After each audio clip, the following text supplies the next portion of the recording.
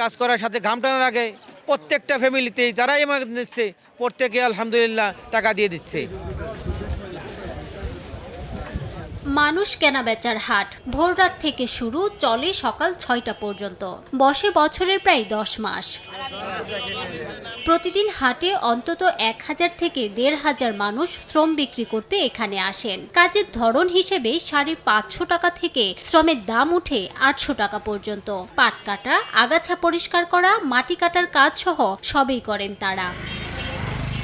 সেই উত্তরের চাঁপাইনবাবগঞ্জ, সিরাজগঞ্জ, রাজশাহী, গাইবান্ধা, রংপুর থেকে শুরু করে নরসিংদী, সাতক্ষীরা, জামালপুর, গোপালগঞ্জ সহ অন্তত ২৫টি জেলার শ্রমিক কেনাবেচা হয় এই হাটে। হাটে এসে অল্প সময়ের মধ্যে সন্ধানে আসা ব্যক্তিরা পেয়ে যান শ্রমিক। প্রতিদিনের মজুরি প্রতিদিনেই পাওয়ায় খুশি এসব মানুষও। আমরা ৮০০ বলছি, মহাজনে ৭০০ বলে, ৬৫০ বলে, ৫০০ বলে, আমরা আবার ৯০০ বলি, এইভাবেই চলে কেনা বেচা। পাট কাটলাম ৮০০ টাকা করে।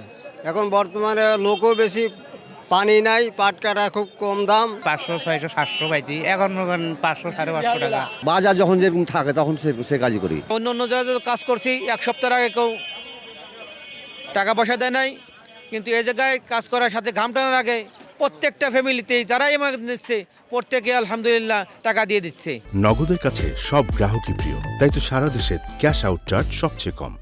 অন্যদিকে শ্রমিকের সন্ধানে আসা ব্যক্তিরা বলছেন, দরদাম যাই হোক, শ্রমিকের বাজার সহজ হওয়ায় কাজের গুণগত মানে খুশি তারা। আমার ৪ জন শ্রমিক লাগবে, তো আইসা দেখি ওই যে এখানে মানে মজুরি তাদের ৭০০-৮০০ এরকম চাইতেছে। লেবার নেওয়ার জন্য ওই পাট কাটতে হবে, ওরা ৭০০ টাকা চায়, আমরা ৫০০ বলছি, অতটা এদিক ওদিক এভাবে মিলিয়ে আর কি নিতে হইব। ৪:৩০ থেকে ৫টা থেকে বিভিন্ন কাজের জন্য শ্রমিক বাইরে হয়ে যায়, এবং ওই ধান ক্ষেত, পাট ক্ষেত, এরপরে করলা ক্ষেত, শসা ক্ষেত, ঢেঁড়স ক্ষেত, বিভিন্ন ক্ষেতে দেয়া হয়েছে, এরা কাজ করে। বাজার সভাপতি জানান, শ্রমিকদের কাজের মাধ্যমে উপকৃত হচ্ছেন উভয় পক্ষই। ২৫টা জেলার লোকজন শ্রমিক আইসা এখানে কাজ করে, আমরা ওদের দ্বারা উপকৃত হই।